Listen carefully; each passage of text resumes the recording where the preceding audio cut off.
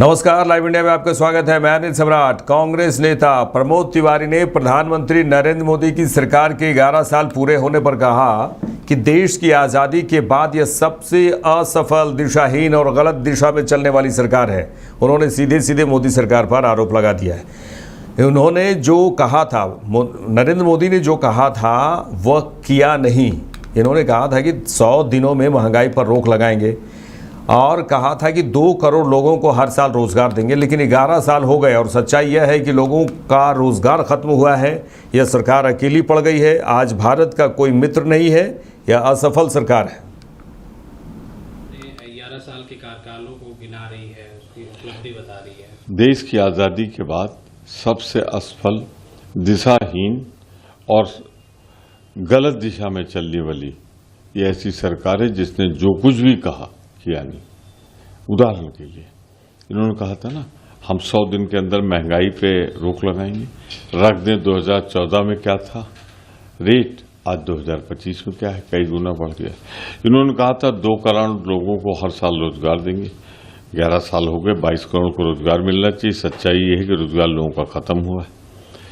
तीसरा, जो सबसे बड़ी बात हुई है, नोटबंदी के बाद कहा था आतंकवाद समाप्त हो जाएगा।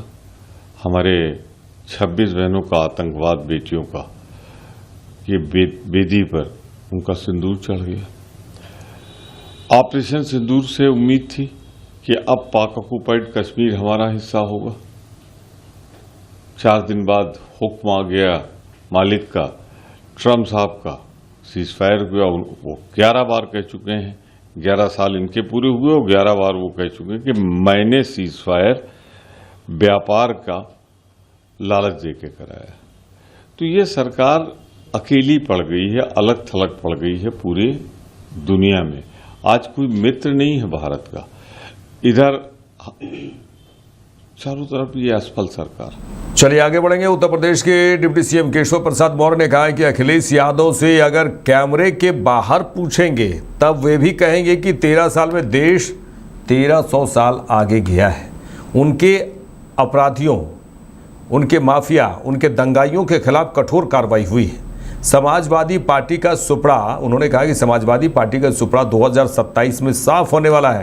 समाजवादी पार्टी समाप्तवादी पार्टी बनने वाली है। कांग्रेस आईसीयू में है, वो वेंटिलेटर पर जाने वाली है। आपके बीच में आया हूँ, माननीय प्रधानमंत्री के नेतृत्व में गरीब हो, किसान हो, नौजवान हो, महिलाओं के सशक्तिकरण से जुड़ा हुआ विषय और हर क्षेत्र में भारत ने प्रगति किया है। अर्थव्यवस्था हमारी दुनिया में डंका बजा रही है। सामरिक दृष्टि से हम विश्व की महाशक्ति बन चुके हैं।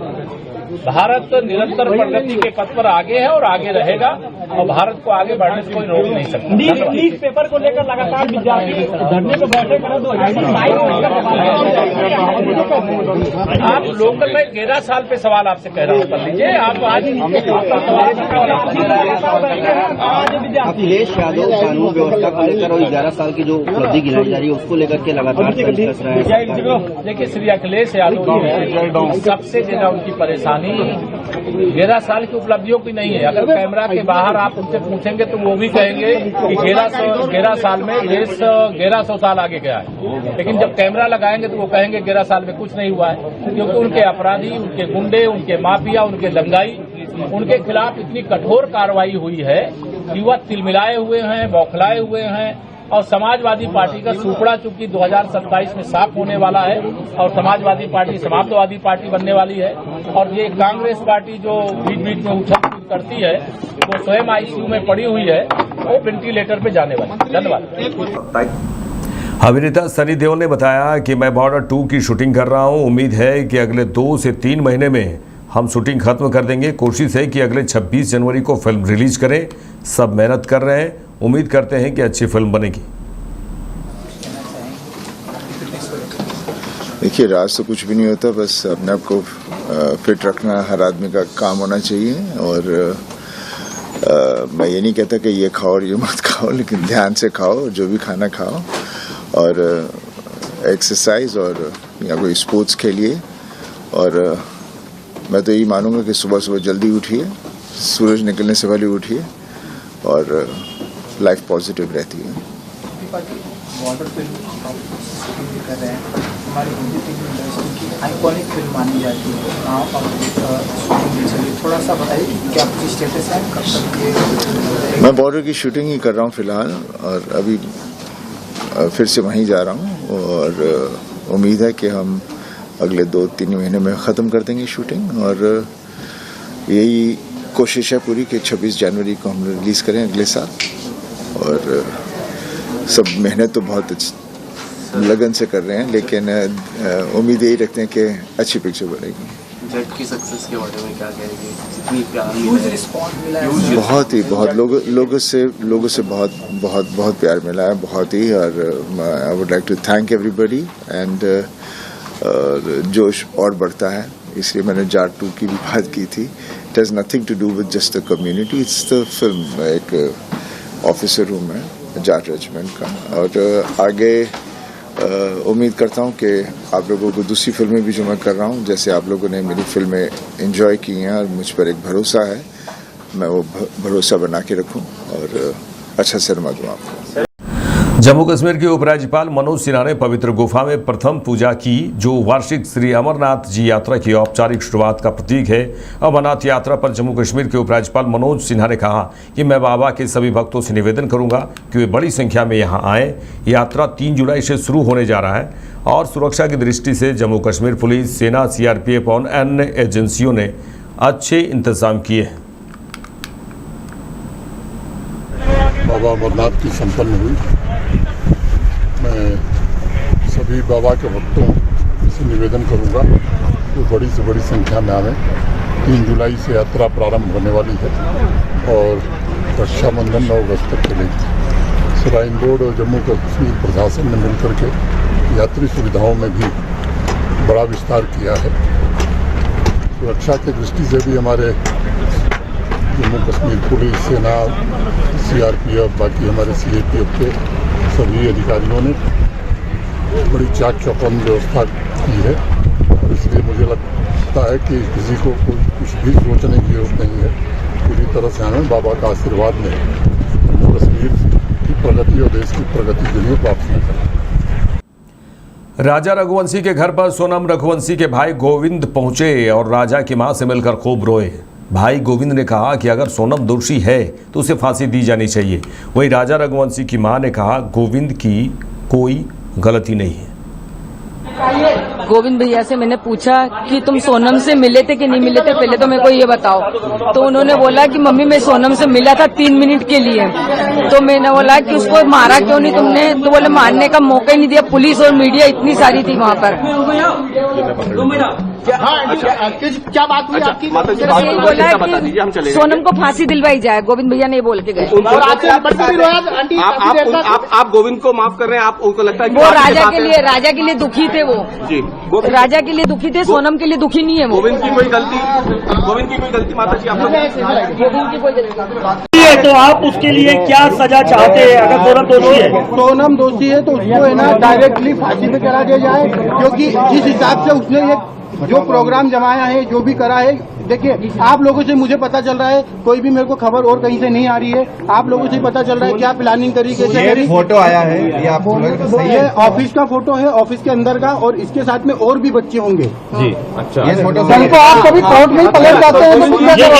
राज और उनके बीच में कहीं अफेयर था जो कि बिना इतना बड़ा, क्योंकि वो दीदी सिर्फ दिखाने के लिए बोलता था। नहीं, वो परमानेंटली हमेशा 24 घंटे सिर्फ दीदी दीदी बोलता था।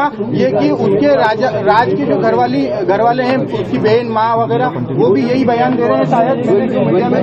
तो दीदी ही बोलता था, और दूसरा राखी बांधते थे ये 3 साल से, और मेरे खुद घर में हम दोनों साथ में बैठ के राखी बंधवाई है। तो क्यों मारा राजा को? कौन मुझे उसका आइडिया नहीं है। गाजीपुर वो पहुंची, गाजीपुर में पहुंचने के बाद उसने सबसे पहला कॉल आपको किया। उस कॉल में उसने क्या बताया, क्योंकि लगातार इतने दिनों तक वो गायब थी? पहला कॉल आपको किया, गाजीपुर से क्या बातचीत की, क्या उसने अपराध कबूला था? नहीं, उस समय वो सिर्फ रो रही थी, फुट फुट के रो रही थी कि भैया मैं यहाँ पे हूँ और ढाबे पे हूँ। मैंने वो ढाबे वाले से बात करी, उससे बात नहीं करी। मैंने ढाबे वाले से बात करी कि भैया इस केस को तुम सिर्फ सोनम रघुवंशी गूगल पे लिखोगे, पूरा केस खुल जाएगा, आप सिर्फ इसको नजदीकी थाने में भिजवा दो। उसने बोला मैं अकेला हूँ, तो मैंने सब चीजें अरेंज करके 2-4 थाने में फोन लगाया और मैंने पुलिस को वहाँ भेज के उनको अरेस्ट करवाया। उससे 2-4 बार मेरी बात हुई थी, मगर उसमें कोई मैं ये नहीं पूछ पाया कि कैसे क्या करना, कैसे क्या किडनैप हुआ, क्या हुआ, क्योंकि वो फुट फुट के रो रही थी और घबराई हुई थी। अच्छा ये बताइए, आप कबूल नहीं करा है कि उसने हत्या करी है, मगर जो सबूत मिल रहे हैं उस हिसाब से मुझे 100% पता है कि उसी ने ये काम करा है और करवाया गया है। अच्छा, आपकी सोनम के साथ जो बाकी लोगों के नाम है वो सब कंफर्म हो गए? हाँ, वो एक्चुअली सब नाम राज कुशवाहा से रिलेटेड है, इसलिए मुझे कंफर्म है कि वो सही है। अच्छा, आपने परिवार से क्या माफी मांगी यहाँ पर जो आपने शादी करवाई थी, उसके बाद अभी आप भावुक हुए, माँ से गले मिले, रोए, आपको पश्चाताप है क्योंकि यहाँ पर एक बेटा खत्म हो गया है? देखिए, मैं कोई होता नहीं हूँ परिवार से माफी मांगने वाला, तो मैंने माफी तो मांग ली है, मगर इस परिवार ने एक बेटा खोया है और जो मैंने लड़की दी थी उस लड़की की जगह पे मैं इस परिवार का हिस्सा हूँ, उससे रिश्ता हमने तोड़ दिया है और इस परिवार का हिस्सा मैं हूँ और आज से सभी चीजें मैं करूँगा उसके खिलाफ, क्योंकि राजा मेरा बहुत प्रिय था। कांग्रेस अध्यक्ष मल्लिकार्जुन खड़गे ने कहा कि हमने जो काम किए थे बीजेपी की ओर से उसका उद्घाटन ही किया जा रहा है। यह उनकी आदत है। जातिगत जनगणना इसलिए ज़रूरी है क्योंकि बहुत से लोगों को ओबीसी में जोड़ा गया है। प्रधानमंत्री नरेंद्र मोदी हमेशा लोकतंत्र कहते हैं। आज़ादी के बाद किसी भी प्रधानमंत्री ने उपसभापति का पद खाली नहीं रखा। उन्होंने कई आरोप प्रधानमंत्री नरेंद्र मोदी और बीजेपी पर लगाए। वाले ही याद नहीं करते मेरे को, तो दूसरों का तो छोड़िए, देश का काम तो ऐसा कोई बड़ी बात नहीं है। हमने जो किया था उसको उन्होंने आगे बढ़ा के इनॉग्रेट किया, तो ये उनका आदत है कि जो हम तैयार करते हैं हरी झंडा बताना, तो बताने दो सर। जाति जनगणना कास्ट सेंसस रिपीट शुरू होगा कैसे? नहीं, देखिए चंद चीजें ऐसे हैं उसमें से कि जो क्राइटेरिया पहले हमारे सिद्धरामैया के सरकार ने बनाई है, सोशियो इकोनॉमिक क्राइटेरिया, बहुत से क्राइटेरिया, वो तो रहेगा बेसिक। उसके साथ जो छुटा हुआ कोई अगर एक आधा ये है तो वो ऐड कर देंगे। लेकिन सेंसस इसलिए करना, रीसर्वे इसलिए करना पड़ रहा है, वो 10 साल का है, तो 10 साल में बहुत से लोग एसटी में आ गए हैं, एससी में आ गए हैं और बहुत से लोग even OBC, sorry SC ST का तो अलग हो गया, ओबीसी में आ गए हैं। बहुत से लोगों को जोड़ा गया है। अब कौन से कम्युनिटी के कहाँ आ गए हैं वो सब देखकर सर्वे करना है, बाकी कुछ नहीं। सर, पीएम मोदी का लेटर लिखा है कि पेरेंट से इलेक्शन नहीं किया। देखो, मोदी डेमोक्रेसी बोलते हैं। अरे कोई प्राइम मिनिस्टर आजादी के बाद डिप्टी स्पीकर का पोस्ट खाली नहीं रखा। अपने दोनों पीरियड में, ये तीसरा पीरियड चल रहा है, वो खाली रखा। और कॉन्स्टिट्यूशन में प्रोविजन है कि डिप्टी स्पीकर को किस ढंग से इलेक्ट करना, क्या करना, और वो है। और एक प्रेसिडेंट है कि लार्जेस्ट पार्टी हो या जो रिकॉग्नाइज्ड पार्टी हो, उनके लोगों को लेकर उनको लीडर और डिप्टी लीडर बनाना चाहिए। हमने बनाया था, हमारा जब यूपीए सरकार था, हम अपोजिशन के पार्टी के नेता को ही हमने डिप्टी स्पीकर बनाया। इससे पहले भी बनाए गए ऐसे ही।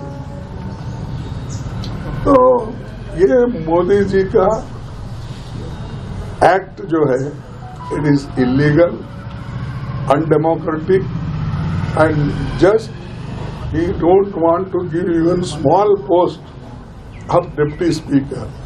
That itself shows that he has no faith in democracy. इसीलिए मैं उनको चिट्ठी लिखा हूं कि कॉन्स्टिट्यूशन के मुताबिक देना चाहिए, लेकिन अब तक 10 साल में आप नहीं दिए। इसीलिए वो कानून के तहत देना चाहिए और उनको ये मालूम होना चाहिए कि इस देश में संविधान के तहत सरकार चलती है। कांग्रेस द्वारा पेशा कानून से संबंधित ड्राफ्ट पर चर्चा के लिए आयोजित कार्यशाला पर झारखंड कांग्रेस के नेताओं ने कहा कि पेशा कानून आदिवासियों के हक के लिए बहुत महत्वपूर्ण है। ग्राम सभा के स्तर पर मजबूती प्रदान करने के लिए सारी शक्तियां दी गई।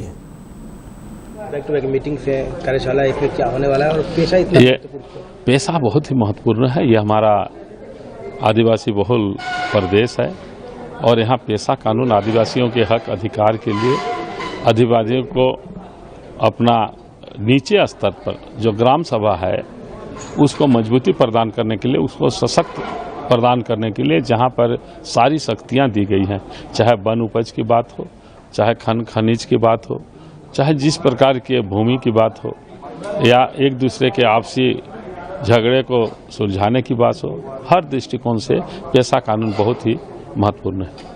इसीलिए इस बार डिस्कशन होगा। हाँ, आज पेशा कानून नहीं, पेशा ड्राफ्ट पर नियमावली जो है उसका जो ड्राफ्ट बना हुआ है उस पर डिस्कशन होगा। झारखंड हाईकोर्ट ने राहुल गांधी जी को डायरेक्ट किया है कि वो चाईबासा कोर्ट में उन्होंने एक अलेज्ड रिमार्क पास किया था अमित शाह जी के खिलाफ। न्याय का हम लोग सम्मान करते हैं, न्यायालय अपना काम कर रहा है। अब जो भी होगा आगे देखा जाएगा। मोदी सरकार के 11 साल कैसे देखते हैं? पूरी तरह विफल रहा 11 साल। लोगों को रोजगार युवकों को देने का काम नहीं किया। यहाँ पर कोई झारखंड में कोई एक नया कारखाना नहीं खोला। उन्होंने कहा था 15 लाख रुपया हम खाते में देंगे, वह भी नहीं हुआ। 2 करोड़ लोगों को रोजगार देंगे, वह भी नहीं हुआ। इस तरह से वह सिर्फ और सिर्फ 2 व्यक्ति के लिए काम किया, अडानी और अंबानी के लिए। इसलिए पूरी तरह 11 साल का हुआ शासनकाल फेलुअर रहा। See, PESA is very important. It is for our state to ensure the protection of forest and our communities. It is very important that PESA should be implemented as soon as possible. Government tried to work on it in the last tenure, but we have come up with a second draft now, and we are putting it in public domain, and we are trying to get feedback, and we want to implement PESA in such a way that it will be Jharkhand will be an example when people think or talk about PESA. So we are putting all our efforts to go to people, go to the communities, and ensure that whatever rules we come up with ensures the protection of tribal rights, forest, in our properties. Nationwide, wide press conferences are being held by BJP leaders, some union ministers, and some prominent leaders on the completion of 11th year of Prime Minister. How do you see this 11 years? See, you people are the best people to assess that how this government has performed in the last 11 years. They have failed at all fronts, be it economic level, be it social level, be it political level, or international diplomacy. We are in no good relationship with any of our neighbors. So America is putting pressure on us and deciding things which should have been done by our Prime Minister. So they have failed on all fronts. It must be difficult for their leaders also to come up and talk to people and talk about their achievements. They hardly have any. Thank you. मेरे साथ इस bulletin में इतना ही। देश दुनिया की तमाम खबरों के लिए देखते रहिए लाइव इंडिया। नमस्कार।